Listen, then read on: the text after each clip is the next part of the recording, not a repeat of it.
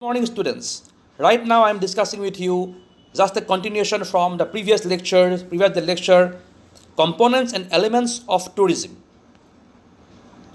Travel is changing its location using different types of transport. Nowadays, people can travel by railways, roadways, airways, and waterways. Tourism is derived from the Latin word tornas, which means spokes of a wheel. And as cited by the Swiss professors Hunziker and Kraft, it is the movement of an individual from his place of origin to any other place, basically for leisure and pleasure purposes, and then again back.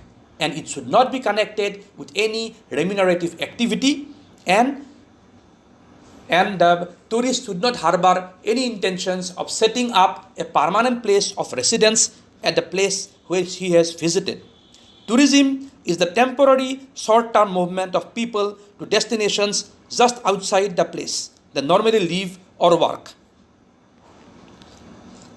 As I had already discussed, there can be basically three categories of tourism. Domestic tourism is that form of tourism where people generally prefer to travel within their own region, area, location, or country. They need not cross the geographical borders in this regard. People generally, what do? They go to any other place within their country to take a break from their monotonous, busy, hectic schedule, and then they come back refreshed, regalvanized, and re-energized.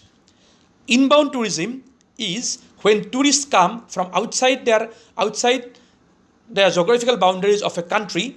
Then it is regarded as inbound tourism practices and concepts in the country which has been visited. For example, tourists have come from China, USA, Germany, Britain, and Australia to India. For India tourism, it will be inbound tourism concept which they are handling. Similarly, when an Indian tourist goes outside to all these countries cited and mentioned above, it will be outbound tourism for the Indian tour operators.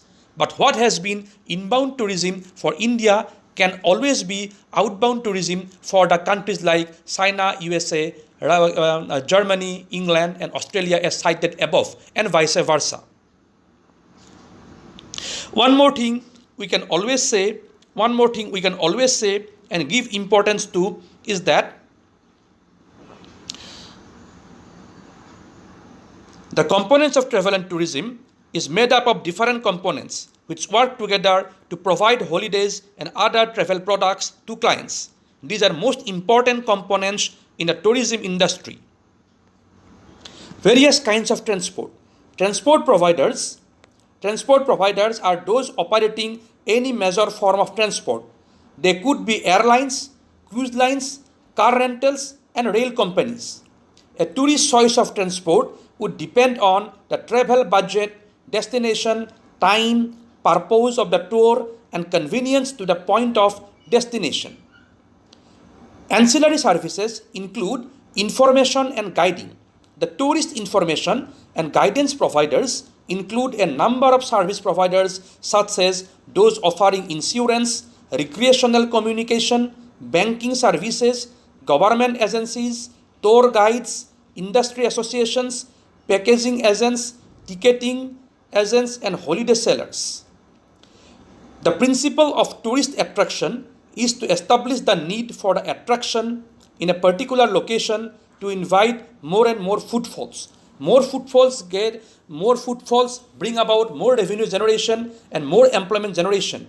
It may be a huge theme park, a museum, a gallery, a heritage building, an educational center, etc. Many countries see the need to have one or more visitor attraction in the area to widen their appeal and attract huge potential tourists. Trade associations and regulatory bodies are certain bodies which actually control the entire tourism scenario. Wholesalers, tour operators, retailers, etc. actually help in the integration of the customers and the clients. For example, a tour operator works with airlines such as First Choice, as it is a tour operator which also has an airline named First Choice Airways. Airline, First Choice tour operator, First Choice holiday travel agency, First Choice travel shops, travel infrastructure, etc. is the networks of the links between motorways, airports, seaports, and railway stations which transport the passengers to a certain destination. Finally, we can like to conclude by stating that these regulatory bodies and concerned authorities involved in the travel and tourism trade generally help in facilitating and fabricating bridges between the travel traders and the visitors. Thank you so much.